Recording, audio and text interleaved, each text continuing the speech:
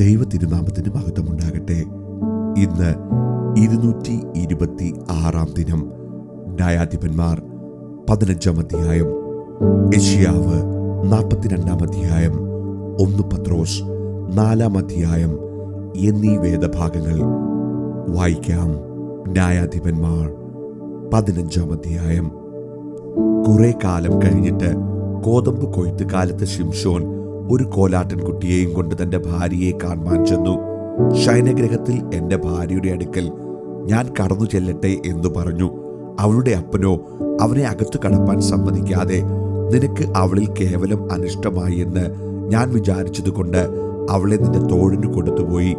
അവളുടെ അനുജത്തി അവളേക്കാൾ സുന്ദരിയല്ലോ, അവൾ മറ്റവൾക്ക് പകരം നിനക്കിരിക്കട്ടെ എന്ന് പറഞ്ഞു. അതിന് ശിംശോൻ, ഇപ്പോൾ ഫെലിസ്ത്യർക്ക് ഒരു ദോഷം ചെയ്താൽ ഞാൻ കുറ്റക്കാരനല്ല എന്ന് പറഞ്ഞു. ശിംശോൻ പോയി 300 കുറുക്കന്മാരെ പിടിച്ച് വാലോട് വാൽ ചേർത്ത് പന്തമെടുത്ത് ഈ 2 വാലിനിടയിൽ ഓരോ പന്തം വെച്ച് കെട്ടി പന്തത്തിന് തീ കൊളുത്തി ഫെലിസ്ത്യരുടെ വിളവിലേക്ക് വിട്ടു. കറ്റയും വിളവും ഒലിവു തോട്ടങ്ങളും എല്ലാം ചുട്ടുകളഞ്ഞു. ഇത് ചെയ്തത് ആരെന്ന് ഫെലിസ്ത്യർ അന്വേഷിച്ചാറെ തിമ്നക്കാരന്റെ മരുമകൻ ശിംശോൻ അവന്റെ ഭാര്യയെ അവൻ എടുത്തു തോഴന് കൊടുത്തു കളഞ്ഞുവെന്ന് അവർക്ക് അറിവ് കിട്ടി. ഫെലിസ്ത്യർ ചെന്ന് അവളെയും അവളുടെ അപ്പനെയും തീയിലിട്ട് ചുട്ടുകളഞ്ഞു. അപ്പോൾ ശിംശോൻ അവരോട്, നിങ്ങൾ ഈ വിധം ചെയ്യുന്നുവെങ്കിൽ ഞാൻ നിങ്ങളെ പ്രതികാരം ചെയ്യാതെ വിടുകയില്ല എന്ന് പറഞ്ഞു.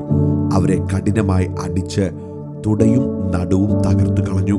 പിന്നെ അവൻ ചെന്ന് ഏതാം പാറയുടെ ഗഹ്വരത്തിൽ പാർത്തു. എന്നാൽ ഫെലിസ്ത്യർ ചെന്ന് യഹൂദയിൽ പാളയമിറങ്ങി ലേഹിയിൽ എല്ലാം പരന്നു. നിങ്ങൾ ഞങ്ങളുടെ നേരെ വന്നിരിക്കുന്നത് എന്ത് എന്ന് യഹൂദ്യർ ചോദിച്ചു. ശിംശോൻ ഞങ്ങളോട് ചെയ്തതുപോലെ ഞങ്ങൾ അവനോടും ചെയ്യേണ്ടതിന് അവനെ പിടിച്ചു കെട്ടുവാൻ വന്നിരിക്കുന്നുവെന്ന് അവർ ഉത്തരം പറഞ്ഞു. അപ്പോൾ യഹൂദയിൽ നിന്ന് 3000 പേർ ഏതാം പാറയുടെ ഗഹ്വരത്തിങ്കിൽ ചെന്ന് ശിംശോനോട്, ഫെലിസ്ത്യർ നമ്മളെ വാഴുന്നുവെന്ന് നീ അറിയുന്നില്ലയോ? നീ ഞങ്ങളോട് ചെയ്തത് എന്ത് എന്ന് ചോദിച്ചു. അവർ എന്നോട് ചെയ്തതുപോലെ ഞാൻ അവരോടും ചെയ്തു എന്ന് അവൻ അവരോട് പറഞ്ഞു. അവർ അവനോട്, ഫെലിസ്ത്യരുടെ കയ്യിൽ ഏൽപ്പിക്കേണ്ടതിന് നിന്നെ പിടിച്ചു കെട്ടുവാൻ ഞങ്ങൾ വന്നിരിക്കുന്നു എന്ന് പറഞ്ഞു. ശിംശോൻ അവരോട്, നിങ്ങൾ തന്നെ എന്നെ കൊല്ലുകയില്ല എന്ന് എന്നോട് സത്യം ചെയ്യുവീൻ എന്ന് പറഞ്ഞു. അവർ അവനോട്, ഇല്ല, ഞങ്ങൾ നിന്നെ കൊല്ലുകയില്ല, നിന്നെ പിടിച്ചു കെട്ടി അവരുടെ കയ്യിൽ ഏൽപ്പിക്കേയുള്ളൂ എന്ന് പറഞ്ഞു. അങ്ങനെ അവർ 2 പുതിയ കയർ കൊണ്ട് അവനെ കെട്ടി പാറയിൽ നിന്ന് കൊണ്ടുപോയി. അവൻ ലേഹിയിലെത്തിയപ്പോൾ ഫെലിസ്ത്യർ അവനെ കണ്ടിട്ട് ആർത്തു. അപ്പോൾ യഹോവയുടെ ആത്മാവ് അവന്റെ മേൽ വന്ന് അവന്റെ കൈ കെട്ടിയിരുന്ന കയർ തീ കൊണ്ട് കരിഞ്ഞ ചണനൂൽ പോലെയായി. അവന്റെ ബന്ധനങ്ങൾ കൈമേൽ നിന്ന് ദ്രവിച്ചു പോയി. അവനൊരു കഴുതയുടെ പച്ച താടിയെല്ല് കണ്ട് കൈ നീട്ടിയെടുത്ത് അതുകൊണ്ട് 1000 പേരെ കൊന്നുകളഞ്ഞു. കഴുതയുടെ താടിയെല്ലുകൊണ്ട് കുന്നൊന്ന് കുന്ന് 2, കഴുതയുടെ താടിയെല്ലുകൊണ്ട് 1000 പേരെ ഞാൻ സംഹരിച്ചുവെന്ന് ശിംശോൻ പറഞ്ഞു. ഇങ്ങനെ പറഞ്ഞു കഴിഞ്ഞിട്ട് അവൻ താടിയെല്ല് കയ്യിൽ നിന്ന് എറിഞ്ഞു കളഞ്ഞു. ആ സ്ഥലത്തിന് രാമത്ത് ലേഹി എന്ന് പേരായി. പിന്നെ അവൻ വളരെ ദാഹിച്ചിട്ട് യഹോവയോട് നിലവിളിച്ചു, അടിയന്റെ കയ്യാൽ ഈ മഹാജയം നീ നൽകിയല്ലോ. ഇപ്പോൾ ഞാൻ ദാഹം കൊണ്ട് മരിച്ച് അഗ്രചർമ്മികളുടെ കയ്യിൽ വീഴണമോ എന്ന് പറഞ്ഞു. അപ്പോൾ ദൈവം ലേഹിയിൽ ഒരു കുഴി പിളറുമാറാക്കി അതിൽ നിന്ന് വെള്ളം പുറപ്പെട്ടു. അവൻ കുടിച്ച് ചൈതന്യം പ്രാപിച്ച് വീണ്ടും ജീവിച്ചു. അതുകൊണ്ട് അതിന് ഏൻ ഹക്കോരെ എന്ന് പേരായി. അത് ഇന്നുവരെയും ലേഹിയിലുണ്ട്. അവൻ ഫെലിസ്ത്യരുടെ കാലത്ത് ഇസ്രായേലിന് 20 സംവത്സരം ന്യായപാലനം ചെയ്തു. യെശയ്യാവ് 42. ഇതാ ഞാൻ താങ്ങുന്ന എൻ്റെ ദാസൻ, എൻ്റെ ഉള്ളം പ്രസാദിക്കുന്ന എൻ്റെ വൃതൻ. ഞാൻ എൻ്റെ ആത്മാവിനെ അവൻ്റെ മേൽ വെച്ചിരിക്കുന്നു. അവൻ ജാതികളുടെ ന്യായം പ്രസ്താവിക്കും. അവൻ നിലവിളിക്കുകയില്ല, ഒച്ച ഉണ്ടാക്കുകയുമില്ല, തെരുവീതിയിൽ തന്റെ ശബ്ദം കേൾപ്പിക്കുകയുമില്ല. ചതഞ്ഞ ഓട അവൻ ഒടിച്ചു കളകയില്ല, പുകയുന്ന തിരി കെടുത്തു കളയുകയില്ല. അവൻ സത്യത്തോടെ ന്യായം പ്രസ്താവിക്കും. ഭൂമിയിൽ ന്യായം സ്ഥാപിക്കും വരെ അവൻ തളരുകയില്ല, അധൈര്യപ്പെടുകയുമില്ല.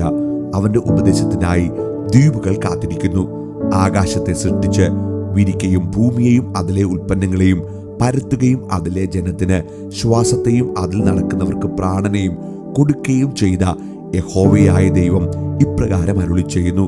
കുരുട്ട് കണ്ണുകളെ തുറപ്പാനും ബദ്ധന്മാരെ കുണ്ടറയിൽ നിന്ന് അന്ധകാരത്തിൽ നിന്നിരിക്കുന്നവരെ കാരാഗൃഹത്തിൽ നിന്ന് വിടുവിപ്പാനും യഹോവയായ ഞാൻ നിന്നെ നീതിയോടെ വിളിച്ചിരിക്കുന്നു. ഞാൻ നിന്നെ കൈപിടിച്ച് നിന്നെ കാക്കും. നിന്നെ ജനത്തിന്റെ നിയമവും ജാതികളുടെ പ്രകാശവുമാക്കും. ഞാൻ യഹോവ, അതുതന്നെ എൻ്റെ നാമം. ഞാൻ എൻ്റെ മഹത്വം മറ്റൊരുത്തനും എൻ്റെ സ്തുതി വിഗ്രഹങ്ങൾക്കും വിട്ടുകൊടുക്കയില്ല. പണ്ടു പ്രസ്താവിച്ചതിതാ സംഭവിച്ചിരിക്കുന്നു. ഞാൻ പുതിയത് അറിയിക്കുന്നു. അത് ഉത്ഭവിക്കും മുമ്പേ ഞാൻ നിങ്ങളെ കേൾപ്പിക്കുന്നു. സമുദ്രത്തിൽ സഞ്ചരിക്കുന്നവരും അതിൽ ഉള്ള സകലവും, ദ്വീപുകളും അവയിലെ നിവാസികളുമായുള്ളവരെ, യഹോവയ്ക്ക് ഒരു പുതിയ പാട്ടും ഭൂമിയുടെ അറ്റത്ത് നിന്ന് അവന് സ്തുതിയും പാടുവിൻ. മരുഭൂമിയും അതിലെ പട്ടണങ്ങളും കേദാർ പാർക്കുന്ന ഗ്രാമങ്ങളും ശബ്ദമുയർത്തട്ടെ. ശൈലനിവാസികൾ ഘോഷിച്ചുല്ലസിക്കുകയും മലമുകളിൽ നിന്ന് ആർക്കുകയും ചെയ്യട്ടെ. അവർ യഹോവയ്ക്ക് മഹത്വം കൊടുത്ത് അവന്റെ സ്തുതിയെ ദ്വീപുകളിൽ പ്രസ്താവിക്കട്ടെ. യഹോവ ഒരു വീരനെ പോലെ പുറപ്പെടും, ഒരു യോദ്ധാവിനെ പോലെ തീഷ്ണതയെ ജ്വലിപ്പിക്കും. അവൻ ആർത്തു വിളിക്കും, അവൻ ഉച്ചത്തിൽ ആർക്കും. തന്റെ ശത്രുക്കളോട് വീര്യം പ്രവർത്തിക്കും. ഞാൻ ബഹുകാലം മിണ്ടാതെയിരുന്നു, ഞാൻ മൗനമായി അടങ്ങി പാർത്തിരുന്നു. ഇപ്പോഴോ നോവ് കിട്ടിയ സ്ത്രീയെ പോലെ ഞാൻ ഞരങ്ങി നെടുവീർപ്പിട്ട് കിതയ്ക്കും. ഞാൻ മലകളെയും കുന്നുകളെയും ശൂന്യമാക്കി അവയുടെ സസ്യങ്ങളെയെല്ലാം ഉണക്കിക്കളയും. ഞാൻ നദികളെ ദ്വീപുകളാക്കും, പൊയ്കകളെ വറ്റിച്ചു കളയും. ഞാൻ കുരുടന്മാരെ അവർ അറിയാത്ത വഴിയിൽ നടത്തും, അവർ അറിയാത്ത പാതകളിൽ അവരെ സഞ്ചരിക്കുമാറാക്കും. ഞാൻ അവരുടെ മുമ്പിൽ ഇരുട്ടിനെ വെളിച്ചവും ദുർഘടങ്ങളെ സമഭൂമിയുമാക്കും. ഞാൻ ഈ വചനങ്ങളെ വിട്ടുകളയാതെ നിവർത്തിക്കും. വിഗ്രഹങ്ങളിൽ ആശ്രയിച്ചു ബിംബങ്ങളോട് നിങ്ങൾ ഞങ്ങളുടെ ദേവന്മാരെന്ന് പറയുന്നവർ പിന്തിരിഞ്ഞ് ഏറ്റവും ലജ്ജിച്ചു പോകും. ചെകിടന്മാരെ കേൾപ്പീൻ, കുരുടന്മാരെ നോക്കിക്കാൺമീൻ. എൻ്റെ ദാസനല്ലാതെ കുരുടനാർ? ഞാൻ അയക്കുന്ന ദൂതനെ പോലെ ചെകിടനാർ? എൻ്റെ പ്രിയനെ പോലെ കുരുടനും യഹോവയുടെ ദാസനെ പോലെ അന്ധനുമായവൻ ആർ? പലതും കണ്ടിട്ടും നീ സൂക്ഷിക്കുന്നില്ല, ചെവി തുറന്നിട്ടും അവൻ കേൾക്കുന്നില്ല. യഹോവ തന്റെ നീതി നിമിത്തം ഉപദേശത്തെ ശ്രേഷ്ഠമാക്കി മഹത്വീകരിപ്പാൻ പ്രസാദിച്ചിരിക്കുന്നു. എന്നാൽ ഇത് മോഷ്ടിച്ചും കവർന്നും പോയിരിക്കുന്ന ഒരു ജനമാകുന്നു. അവരൊക്കെയും കുഴികളിൽ കുടുങ്ങിയും കാരാഗ്രഹങ്ങൾ അടയ്ക്കപ്പെട്ടുമിരിക്കുന്നു. അവർ കവർച്ചയായി പോയി, ആരും വിടുവിക്കുന്നില്ല. അവർ കൊള്ളയായി പോയി, മടക്കി തരിക എന്ന് ആരും പറയുന്നതുമില്ല. നിങ്ങളിൽ ആർ അതിന് ചെവി കൊടുക്കും? ഭാവി കാലത്തേക്ക് ആർ ശ്രദ്ധിച്ചു കേൾക്കും?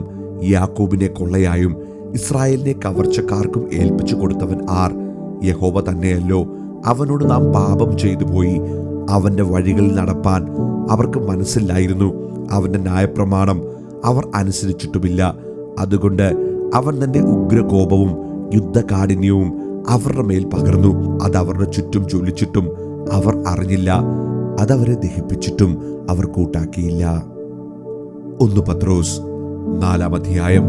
ക്രിസ്തു ജഡത്തിൽ കഷ്ടം അനുഭവിച്ചതുകൊണ്ട് നിങ്ങളും ആ ഭാവം തന്നെ ആയുധമായി ധരിപ്പീൻ.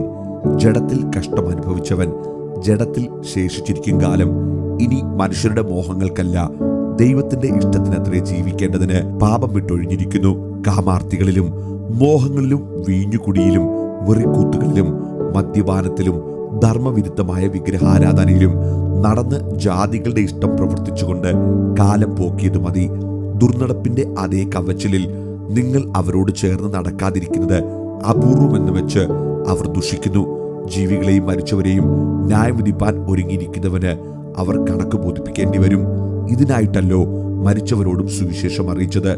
അവർ ജഡസംബന്ധമായി മനുഷ്യരെ പോലെ വിധിക്കപ്പെടുകയും ആത്മാവ് സംബന്ധമായി ദൈവത്തിനൊത്തവണ്ണം ജീവിക്കുകയും ചെയ്യേണ്ടതിന് തന്നെ. എന്നാൽ എല്ലാറ്റിന്റെയും അവസാനം സമീപിച്ചിരിക്കുന്നു. ആകയാൽ പ്രാർത്ഥനയ്ക്ക് സുബോധമുള്ളവരും നിർമ്മതരുമായിരിപ്പീൻ.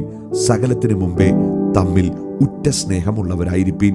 സ്നേഹം പാപങ്ങളുടെ ബഹുത്വത്തെ മറയ്ക്കുന്നു. പിറുപിറുപ്പ് കൂടാതെ തമ്മിൽ അതിഥി സൽക്കാരം ആചരിപ്പീൻ. ഓരോരുത്തന് വരം ലഭിച്ചതുപോലെ വിവിധമായുള്ള ദൈവകൃപയുടെ നല്ല ഗൃഹവിചാരകന്മാരായി അതിനെക്കൊണ്ട് അന്യോന്യം ശുശ്രൂഷിപ്പീൻ. ഒരുത്തൻ പ്രസംഗിക്കുന്നുവെങ്കിൽ ദൈവത്തിന്റെ അരുളപ്പാട് പ്രസ്താവിക്കുന്നു എന്ന പോലെ ഒരുത്തൻ ശുശ്രൂഷിക്കുന്നുവെങ്കിൽ ദൈവം നൽകുന്ന പ്രാപ്തിക്കൊത്തവണ്ണമാകട്ടെ. എല്ലാറ്റിലും ദൈവം യേശുക്രിസ്തു മൂലം മഹത്വപ്പെടുവാൻ ഇടവരട്ടെ. മഹത്വവും ബലവും എന്നേക്കും അവനുള്ളത്. ആമേൻ. പ്രിയമുള്ളവരെ, നിങ്ങൾക്ക് പരീക്ഷയ്ക്കായി സംഭവിക്കുന്ന അഗ്നിശോധനയെങ്കിൽ ഒരു അപൂർവ കാര്യം നിങ്ങൾക്ക് വന്നുകൂടി എന്ന് വെച്ച് അതിശയിച്ചു പോകരുത്. ക്രിസ്തുവിന്റെ കഷ്ടങ്ങൾക്ക് പങ്കുള്ളവരാകുന്തോറും സന്തോഷിച്ചു കൊള്ളുവീൻ. അങ്ങനെ നിങ്ങൾ അവന്റെ തേജസ്സിന്റെ പ്രത്യക്ഷതയിൽ ഉല്ലസിച്ചാനന്ദിപ്പാൻ ഇടവരും. ക്രിസ്തുവിന്റെ നാമം ഹേതുവായി നിന്ന സഹിക്കേണ്ടി വന്നാൽ നിങ്ങൾ ഭാഗ്യവാന്മാർ, മഹത്വത്തിന്റെ ആത്മാവായ ദൈവാത്മാവ് നിങ്ങളുടെ മേൽ ആവസിക്കുന്നുവല്ലോ. നിങ്ങളിൽ ആരും കൊലപാതകനോ കള്ളനോ ദുഷ്പ്രവൃത്തിക്കാരനോ ആയിട്ടല്ല കഷ്ടം സഹിക്കേണ്ടത്, പരകാര്യത്തിൽ ഇടപെടുന്നവനായിട്ടുമല്ല. ക്രിസ്ത്യാനിയായിട്ട് കഷ്ടം സഹിക്കേണ്ടി വന്നാലോ ലജ്ജിക്കരുത്. ഈ നാമം ധരിച്ചിട്ട് ദൈവത്തെ മഹത്വപ്പെടുത്തുകയത്രേ വേണ്ടത്. ന്യായവിധി ദൈവഗൃഹത്തിൽ ആരംഭിപ്പാൻ സമയമായല്ലോ. അത് നമ്മിൽ തുടങ്ങിയാൽ ദൈവത്തിന്റെ സുവിശേഷം അനുസരിക്കാത്തവരുടെ അവസാനം എന്താകും?